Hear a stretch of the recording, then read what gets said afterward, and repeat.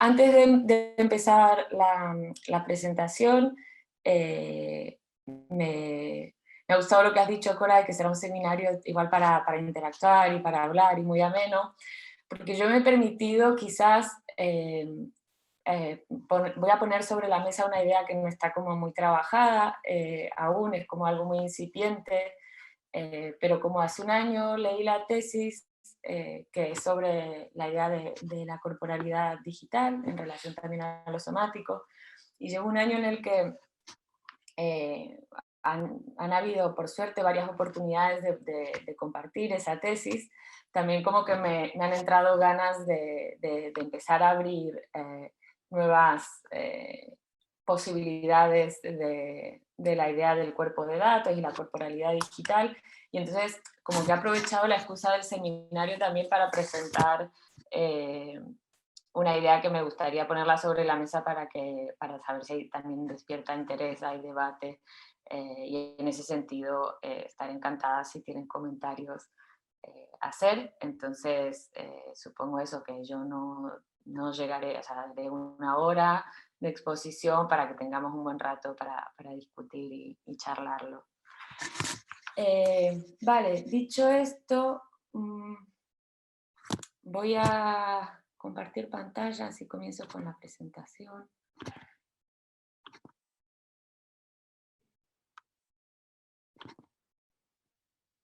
Ay, acá lo que pasa es que... ¿Se ve bien ahora sí? Perfecto. Yo vengo o sea, terminé la tesis hace un año y la idea de la tesis es básicamente pensar la relación que existe entre el cuerpo y los datos como desde un paradigma de corporalidad ampliado, ¿no? Y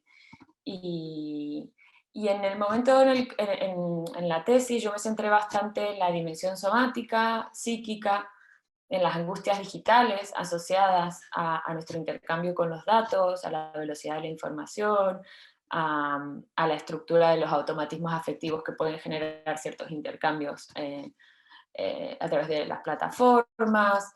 Tenía una dimensión que era bastante más asociado a lo somático y a lo psíquico. Y como que últimamente estoy tratando de llevar esta idea, o sea, para mí también era la oportunidad de crear un basamento desde el cual pensar el cuerpo de otra manera. Y ahora lo que estoy tratando de hacer es ensayar esta idea fuera de lo que es más bien somático o psíquico y llevarla también al plano de lo colectivo y de lo político, ¿no? Y ver cómo se sostiene o qué nuevas metáforas se pueden encontrar, qué nuevas articulaciones, ¿no? Entonces, lo que voy a explorar en el recorrido que les propongo hoy es un poco esta idea del cuerpo de datos en relación al cuerpo político, partiendo de una idea que ha formado parte de la teoría política occidental, que es la metáfora organicista, ¿no? Que la metáfora organicista consiste justamente en pensar esta idea del cuerpo como del cuerpo orgánico, ¿no? Como la base para construir distintos cuerpos de gobierno, ¿no? Formas de organización colectiva y de gobernanza política. Yo ponía en el abstract que justamente la tradición occidental ha pensado generalmente la corporalidad de subjetividades humanas de manera muy limitada a un modelo orgánico biologicista del cuerpo y a un modelo también orgánico biologicista que ha supuesto una jerarquía muy grande entre las partes y funciones que se le otorgan a ese cuerpo, ¿no? Esta dicotomía de la mente y el cuerpo, al final la mente no está fuera del cuerpo, ¿no? Pero se ha dado también como forma de jerarquía en la que la cabeza ejerce las funciones de dirección, de intelecto, de racionalidad, y el resto del cuerpo tiene que seguir aquellas órdenes, ¿no? Más formales eh, de la cabeza como sitio donde hemos situado tradicionalmente la razón y el intelecto, ¿no? Y a partir de esta dimensión y de esta idea del cuerpo biológico, se han pensado otras formas de corporalidad política, lo que se llama el cuerpo político, Y eso ha tenido diversas manifestaciones, o sea, desde el cuerpo místico, el cuerpo del rey, el doble cuerpo del rey. Ahora entraré, o sea, ahora lo voy a mencionar, pero entraré un poquito más en detalle. También los estados-nación, ¿no? Los cuerpos de gobierno, podemos hablar de los miembros del parlamento, las fuerzas y cuerpos de seguridad, las corporaciones, son todas ideas de la colectividad que están asociadas a un imaginario corporal de alguna forma, ¿no? Entonces, la exploración que quiero hacer es, evidentemente estamos en un momento de crisis de las formas de gobierno, de las soberanías nacionales de las democracias. Estamos en un momento de crisis ecológica, estamos en un momento de hipercomputación planetaria, y pareciera que los cuerpos políticos que hemos construido tampoco están a la altura de resolver la escala que nos plantean estos problemas, ¿no? Entonces, bueno, la idea básicamente de esta charla es recorrer en qué medida, si ampliamos el espectro de corporalidad y pensamos al cuerpo fuera de sus límites puramente biológicos, pero también incorporando los elementos técnicos que componen. Sobre todo me voy a centrar en tres aspectos, porque pueden haber miles, pero como para ordenar un poco, lo he centrado en aspectos que tienen que ver con la presencia, con la agencia y con la cognición de un cuerpo, ¿no? Entonces, si prestamos atención a la dimensión técnica que revisten hoy en día estas dimensiones corporales de algún modo, en qué medida podríamos estar mejor situados para construir quizás nuevas corporalidades políticas o operar mejor en un terreno sociopolítico, que es el que nos toca vivir hoy en día, ¿no? Entonces, a ver, vale.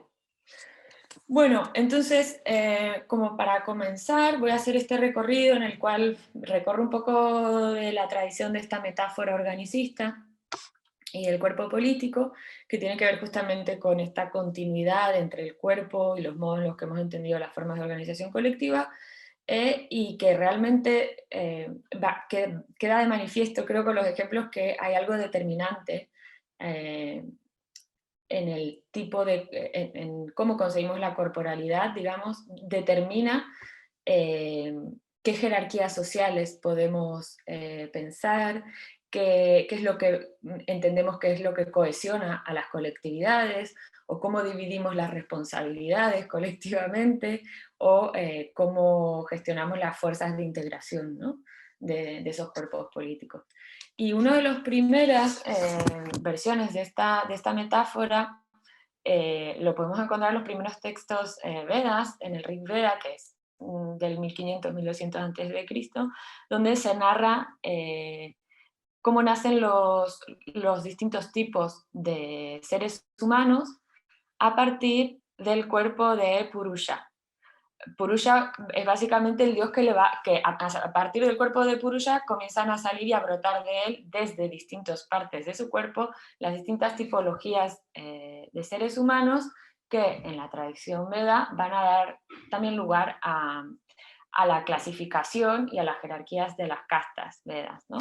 Entonces, en estas escrituras dicen, ¿no?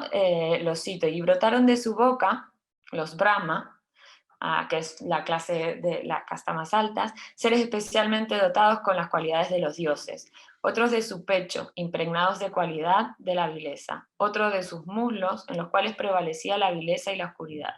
Estos eran en sucesión, digamos, ¿no? Las distintas castas, los brahminis, los kish, Atrillas, los Vaisayas y los Sudras, que no sé pronunciarlo, pero bueno, básicamente en realidad queda clara.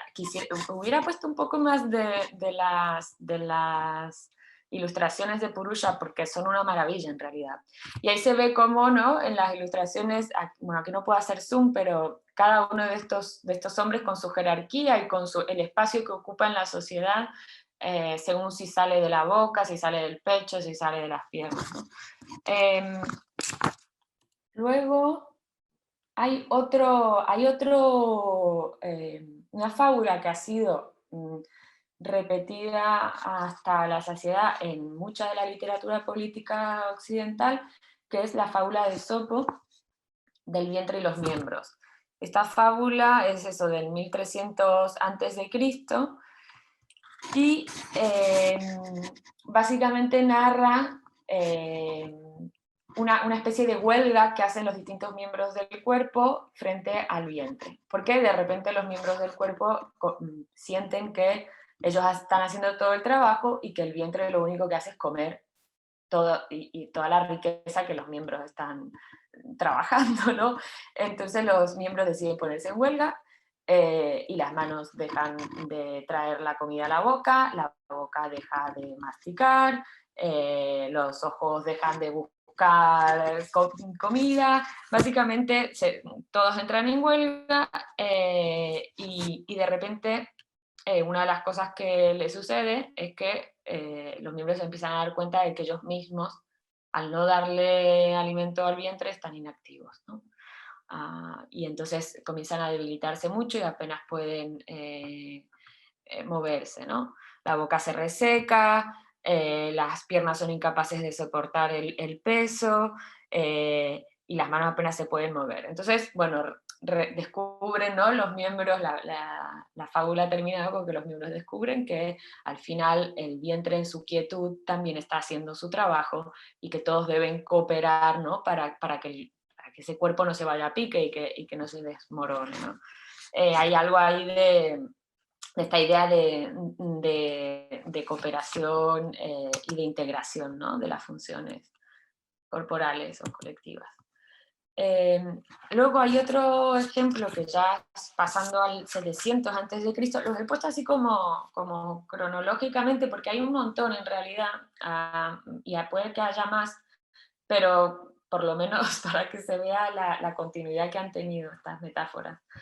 En, en su libro Astronómica, Marco Manilo también hace una especie de descripción de los signos zodiacales y cómo se ubican en las distintas partes del cuerpo humano.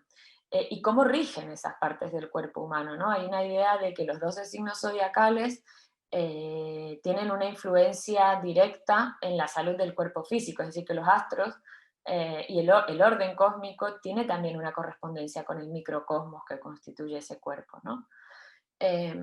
Y entonces se los leo. Dice, ahora aprende cómo las partes del cuerpo humano están distribuidas entre las constelaciones y cómo los miembros están sujetos cada uno a una autoridad particular. Sobre estos miembros, entre todas las partes del cuerpo, los signos ejercen una influencia especial. Al carnero, como jefe de todos ellos, se le asigna la cabeza. Esto es una constante, ¿no? Eso está presente siempre en todo. El jefe está en la cabeza. El toro recibe como parte de su patrimonio el bello cuello. Uniformemente otorgados, los brazos y los hombros unidos se asignan a los gemelos. Los pechos se asignan al cangrejo. El reino de los costados y los omóplatos son del león. El vientre corresponde a la doncella. La balanza gobierna los lomos y el escorpión se complace con la ingle.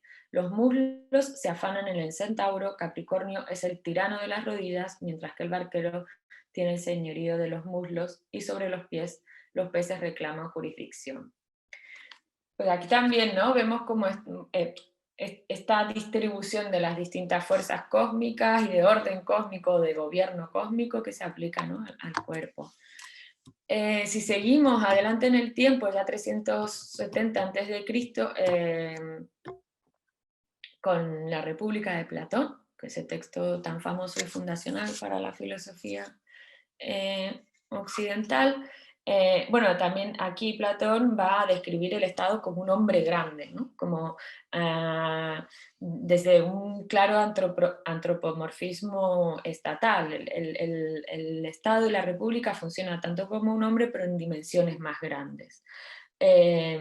La idea de que lo social es como un cuerpo se hace presente en este diálogo, el de la República, ¿no? Cuando Platón, por ejemplo, habla del Estado sano, habla del estado afiebrado o habla del estado enfermo, ¿no?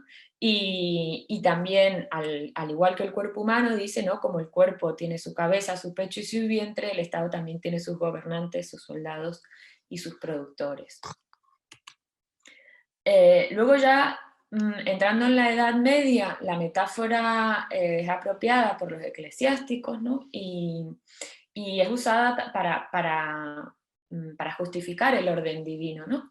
Y se habla del cuerpo místico de Dios, aquel cuerpo que pues, está en todos lados, compone todas las cosas, aunque esté diversificado y está en todos lados, forma parte de un mismo cuerpo, que esto es algo súper importante para la Iglesia Católica, ¿no? La personalidad del Dios, creo. Con otras religiones no, pero entonces esta metáfora también sirvió ahí eh, para justificar esta diversificación de Dios y a la vez esta unidad, ¿no?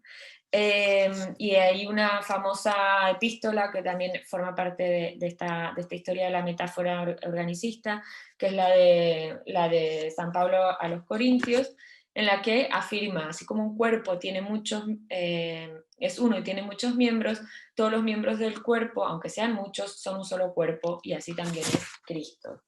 Y dice, si el pie dijera, porque yo no soy la mano, yo no soy el cuerpo, no sería sin embargo algo fuera del cuerpo. Si todo el cuerpo fuera un ojo, ¿dónde estaría el escuchar? Y el ojo no le puede decir a la mano, no te necesito, o a su vez a la cabeza decirle o a su vez la cabeza decirle al pie, no te necesito. Ahí como, ¿no? San Pablo pone de vuelta, casi como retomando un poco la idea de Sopo también, de la integración y de la dependencia, pero para aplicarla a esta como personalidad divina del cuerpo místico. Luego hay otra famosa momento de la metáfora, que es John de Salisbury en el Polycraticus, ¿no? Que ya es 1559, estamos hablando de monarquía, o sea, eclesiásticos, pero que están explicando las funciones de gobernanza de la monarquía y la justificación también de por qué existen la monarquía, aunque él era obviamente eclesiástico. Y aquí también él habla de la mancomunidad, de Plutarco, retoma ideas, y leo un fragmentito. Dice, el lugar de la cabeza, así como una mancomunidad es un cuerpo determinado, el lugar de la cabeza en el cuerpo de la mancomunidad lo ocupa el príncipe, que solo está sujeto a Dios y a los que ejercen su cargo y lo representa en la tierra, así como en el cuerpo humano la cabeza es vivificada y gobernada por el alma. En el lugar del corazón lo ocupa el Senado, del que procede la iniciación en las buenas y las malas obras. Los deberes de los ojos, los oídos y la lengua son reclamados por los jueces y los gobernadores de las provincias. A las manos corresponden los funcionarios y los soldados. Los que siempre asisten al príncipe se asemejan a los costados.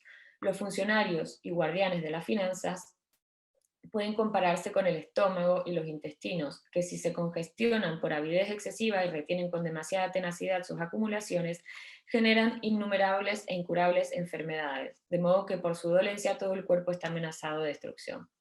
Vale, sigue describiendo los labradores, una serie de personajes que componen esa mancomunidad y las funciones que cumplen y la jerarquía que tiene, en la misma línea, ¿no? Y luego ya, como algo más moderno, que entra en la modernidad ya Hobbes con el Leviatán. Que, claro, aquí pasa algo con la metáfora, y es que la metáfora organicista se vuelve artificial, digamos, porque Hobbes va a decir que el Estado es como un gran hombre, así como lo representa un poco la ilustración, esta famosa ilustración de su libro, ¿no? Un gran hombre que contiene dentro de sí a todos los miembros del Estado. Sin embargo, Hobbes le hace un gran favor a la monarquía absolutista, porque no va a justificar el orden divino como algo que acaece necesariamente en el orden y en el reino de los hombres, como una correlación directa, ¿no? Del macro y microcosmos que veníamos hablando. Ahí Hobbes lo que pone de manifiesto es que el Estado es como un hombre artificial, y él lo define literal como un hombre artificial porque en realidad lo que sustenta ese poder del Estado y del rey es el pacto social. Es decir, ahí hay una dimensión más artificial que tiene que ver también con el momento histórico en el que Hobbes va a hablar de esto, que es un momento en el que ya se habían puesto y comenzaron a surgir las ideas más del cuerpo mecanicistas, ¿no? Desde Descartes. Entonces, para Hobbes el cuerpo del Estado, la República, es un hombre artificial, y él dice que aunque mayor en estatura y robustez, fue instituido para protección y defensa, ¿no? Y en el cual la soberanía es un alma artificial que da vida y movimiento al cuerpo entero. Los magistrados y otros funcionarios de la judicatura y ejecución, nexos artificiales. La recompensa y el castigo, mediante los cuales el nexo y cada miembro son vinculados a la sede de soberanía y son inducidos a ejecutar su deber, son los nervios que hacen lo mismo que en el cuerpo natural. Y la riqueza y la abundancia de todos los miembros particulares constituye su potencia. Y habla también de la salud pública, ¿no? De los negocios, de los consejeros que informan las cuentas, como los que ocupan el lugar de la memoria, de la equidad y las leyes como una voluntad artificial, y de la concordia como la salud, y de la guerra civil como la muerte de ese cuerpo, ¿no? Entonces, vale, algo cambió en la metáfora, pero al fin y al cabo es básicamente una transposición, ¿no? Es como, así como, bueno, si el cuerpo no es orgánico, directamente ahora es que el cuerpo es, entendido desde estas ideas más mecanicistas, el cuerpo es como una máquina. Pero básicamente lo describe con términos bastante orgánicos también, ¿no? La memoria artificial, la voluntad, la concordia.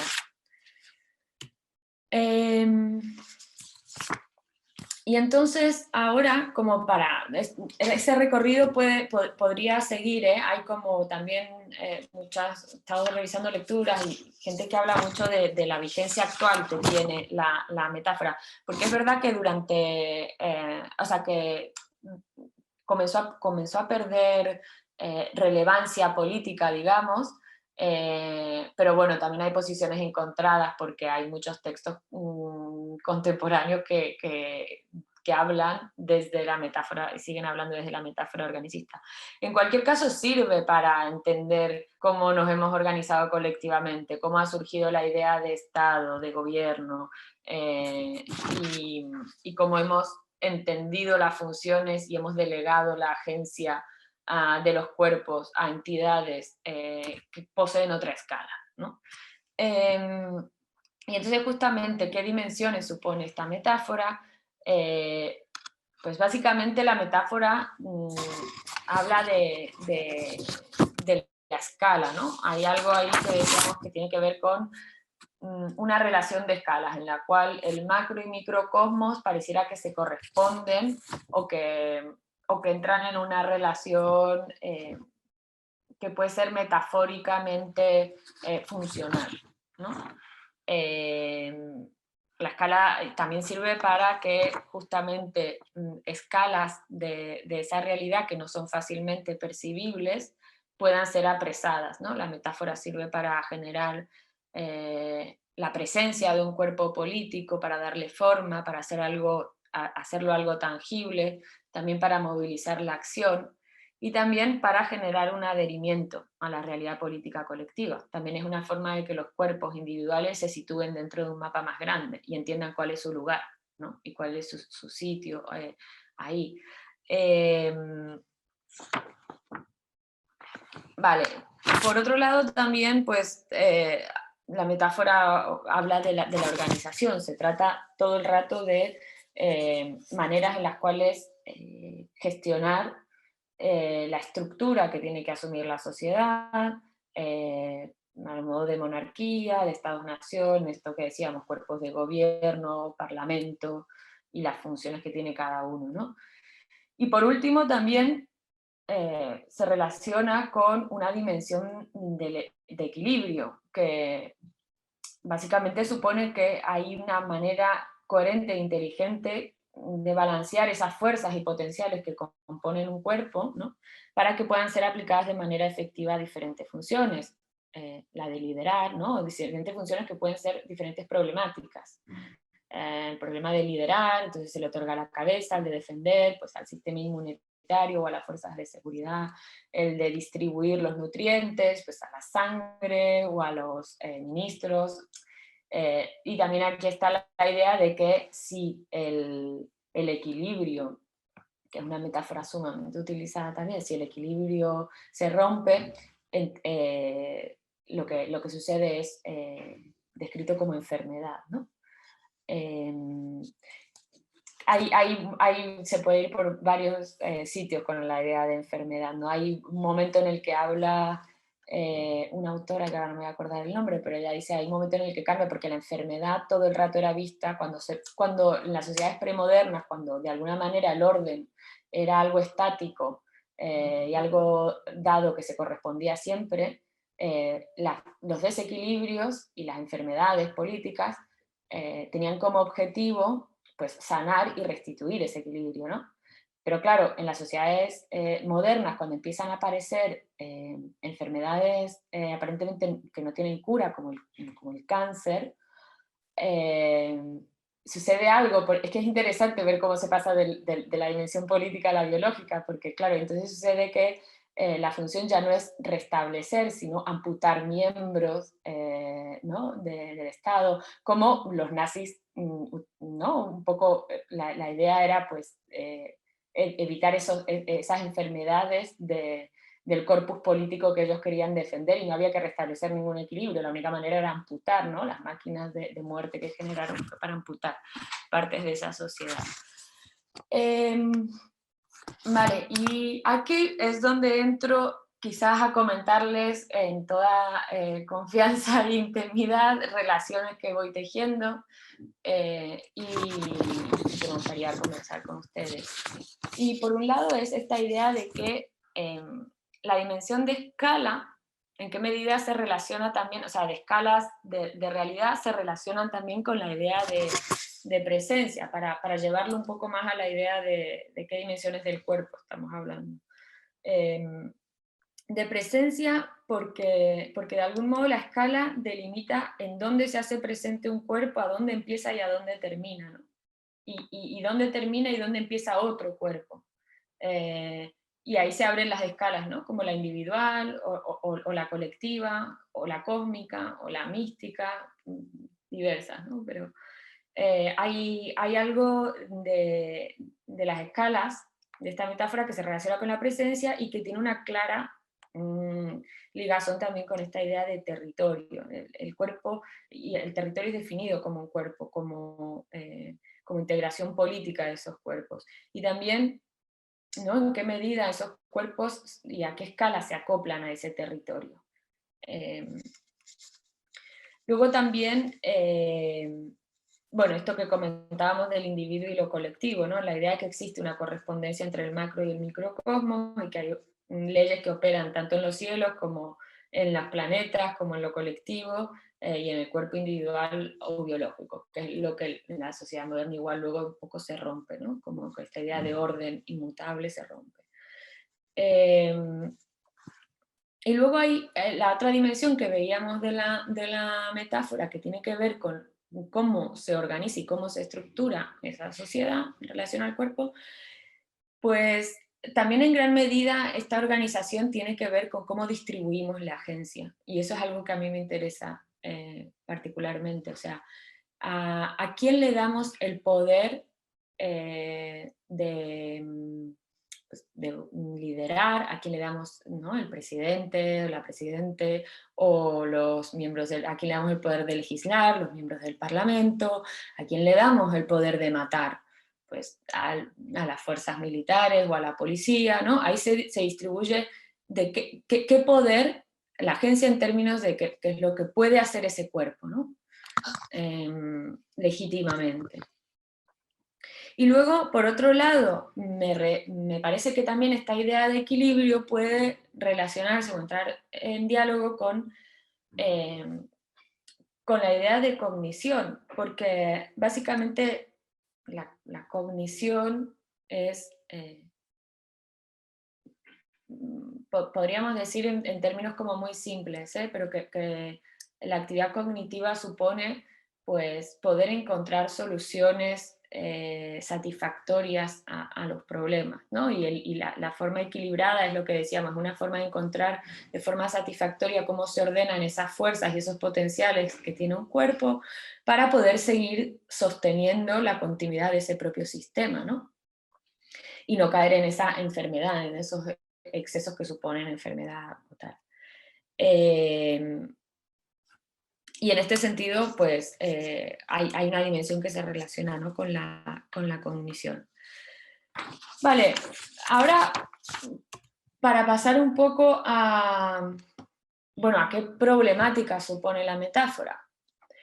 Por un lado, como hemos visto, y se hace evidente, no lo he puesto aquí, pero esto es como, la metáfora supone una violencia muy grande, ¿no? Porque justifica jerarquías, también porque justifica jerarquías, exclusiones, justifica distribución asimétrica del poder, justifica, bueno, básicamente formas de organización colectiva en las que hay asimetrías, pero se justifican a través de esta metáfora y de este orden eh, transescritural entre el cuerpo y la política, ¿no? ¿Qué otras problemáticas conlleva la metáfora? Pues que hay una cosa que dice Latour en un libro colectivo que hicieron al respecto, que es el traspaso que supone de nociones de una ciencia a la otra, ¿no? De la biología a la política a la sociología. Y él dice que, claro, la metáfora, y en la historia de esta metáfora, cada dominio toma prestado de las demás la certeza asociada a la autoridad del otro, de modo que la ciencia política acaba tomando prestado de la biología lo que los biólogos toman prestado de la teoría política. Y en ese comercio de nociones y de conceptos no garantiza que la calidad de lo transportado sea algo, no garantiza esa calidad de los conceptos, ¿no?, de un dominio a otro. Y una de las cosas que dice también Latour es que en base a esto pues, nos vemos privados de una definición coherente del cuerpo colectivo. ¿Qué otra dimensión también resulta problemática? Bueno, pues que lo colectivo se piensa casi exclusivamente partiendo de un cuerpo individual y entendido exclusivamente en términos biológicos, o sea, desde esas dos limitaciones que ya son muy grandes, ¿no?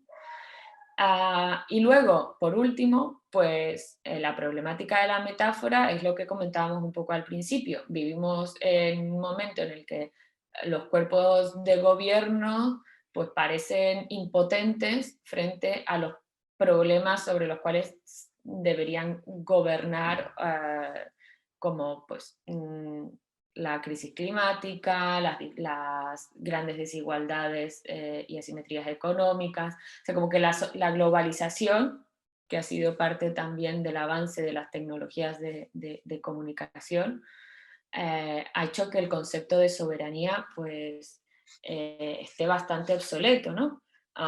Porque como vemos muchas veces también, ¿no?, las corporaciones que tienen poder transnacional están muy por encima del poder que pueden llegar a tener los cuerpos de gobierno. Y entonces, claro, aquí también hay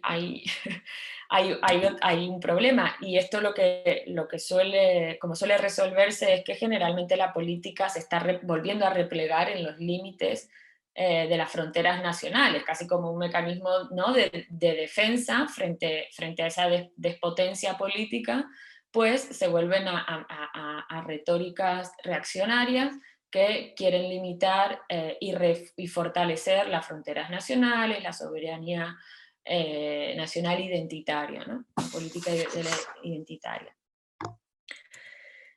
Entonces, la metáfora genera un montón de problemas, como vemos, pero un poco que la idea también para mí, o lo que me estimulaba a pensar para esta charla era, bueno, en qué medida esta crisis supone una oportunidad. Es decir, en qué medida ver las problemáticas que abre la metáfora nos puede suponer una oportunidad para reconfigurar el imaginario colectivo respecto a los cuerpos y crear nuevos modelos de cuerpo político, pero previamente, ¿no? En lugar de, o sea, ¿debemos descartar la metáfora o es que quizás debemos revisar la noción de cuerpo con la que hemos venido trabajando histórica y tradicionalmente, al menos desde una genealogía occidental, de pensamiento occidental, ¿no?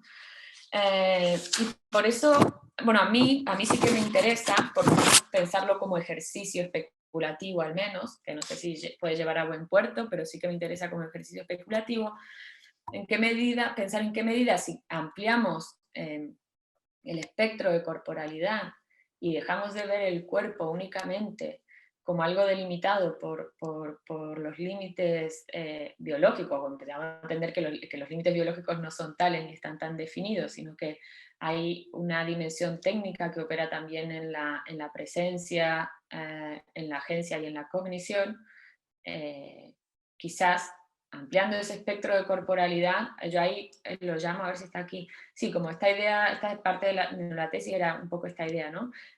Pensar la corporrealidad en el sentido de que podemos pensar una realidad corporal y no un cuerpo, somato-digital, es decir, una realidad corporal en la que se articulan y entran en diálogo tanto un cuerpo somático como un cuerpo de datos. Ah, porque hoy en día básicamente estamos íntimamente ligados a los datos y porque los datos forman parte de nuestro devenir subjetivo, colectivo, ¿no? Psíquico, social, político.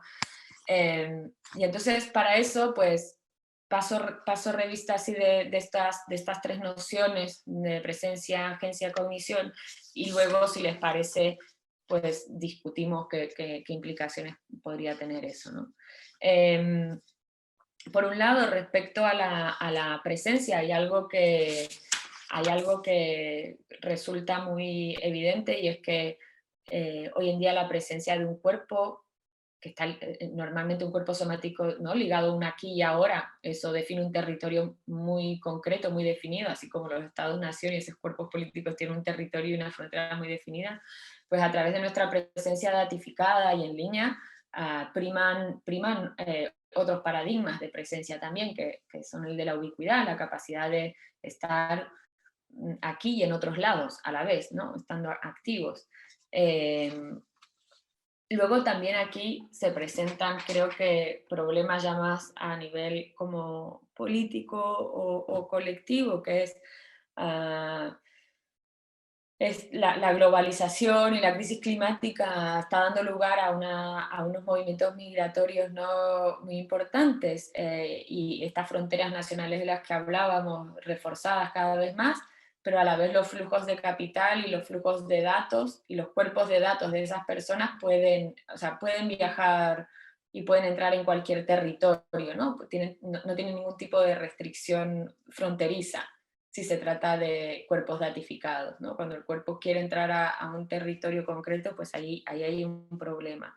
Hay esta tensión entre, ¿no? Las fronteras nacionales, la gestión de la crisis pandémica, la gestión también de la crisis climática, y también, bueno, el poder transnacional que tienen las corporaciones tecnológicas, ¿no? Y cómo, por ejemplo, ahora la normativa de la GDPR, ¿no? El Reglamento General de Protección de Datos que ha sacado la Unión Europea, un poco está tratando de defender a las personas físicas en lo que respecta a ese tratamiento de datos personales, ¿no? Entonces, también aquí hay una tensión entre la presencia física, somática, y cómo el cuerpo también se hace presente en los datos, ¿no? y forma parte eh, de esa dimensión personal. Luego, respecto a la agencia, también aquí es claro que, o sea, y que se está haciendo evidente, cada vez más evidente, ¿no? Como hasta qué punto a nosotros hemos creído durante mucho tiempo que nuestros actos están movidos por nuestra intención, nuestra intencionalidad consciente, y está quedando muy en evidencia que el algoritmo y que el código también participa y afecta en el comportamiento humano.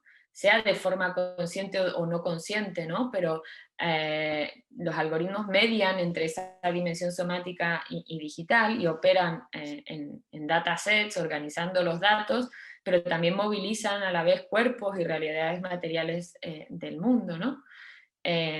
Y en este sentido la agencia no puede entenderse fuera de esta mediación. Y aquí leo un fragmentito de Catherine Hales que dice: el código afecta al comportamiento humano, tanto lingüístico como no lingüístico, del mismo modo que el código es a la vez un sistema lingüístico y un agente que ordena las actuaciones del ordenador y también interactúa e influye en la agencia humana expresada somáticamente, implementada, por ejemplo, a través de hábitos, de posturas, podríamos también decir de recorridos, cuando estamos utilizando el Google Maps, ¿no?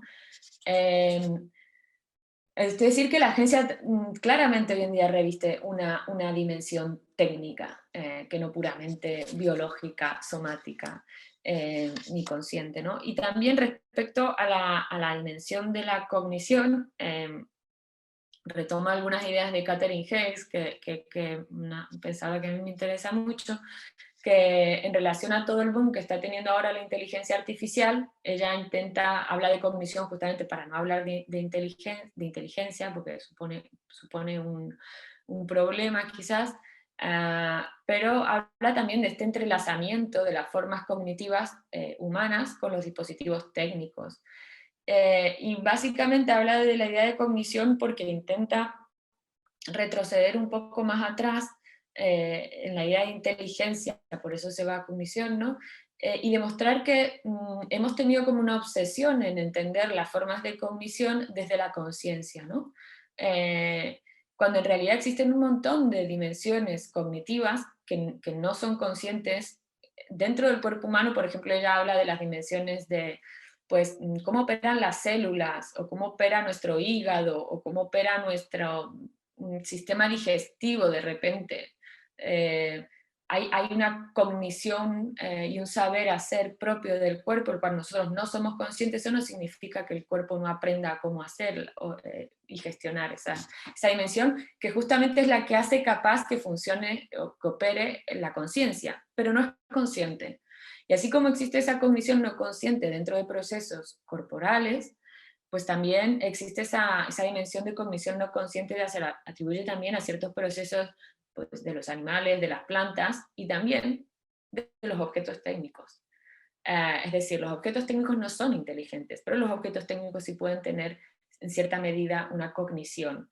Entonces, ella habla de ensamblajes cognitivos. Nosotros estamos hoy en día con los objetos técnicos en una relación, por eso cuando Bill decía lo de la agencialidad distribuida, para mí tiene que ver con esto, ¿no? Con pensar cómo el cuerpo también está distribuido en su agencia cognitiva, pues está distribuida en un ensamblaje que está compuesto también por objetos técnicos y por procesos técnicos. Son ensamblajes ¿no? cognitivos distribuidos que están compuestos por interfaces, circuitos de comunicación, sensores, procesadores, medios de almacenamiento, red de distribución, componentes humanos, biológicos, técnicos, materiales, ¿no? Y una diversidad de componentes en eso, ¿no? Y se trata de ensamblajes que, según Hales, también esos ensamblajes no son estáticos, sino que se reorganizan constantemente, ¿no? Una persona que está al móvil, o ahora yo en el Zoom, estoy entrando en un ensamblaje cognitivo con ustedes, y luego cuando lo corte, pues ese ensamblaje se reestructura, ¿no? y pasa a ser otro. Y respecto a la dimensión de cognición y de agencia, que pone de manifiesto esta dimensión no consciente, pero que sí forma parte de... ella habla bueno, de lo que significa la cognición y la agencia humana. Para mí también son una redefinición de la corporalidad humano-técnica, si se quiere, ¿no?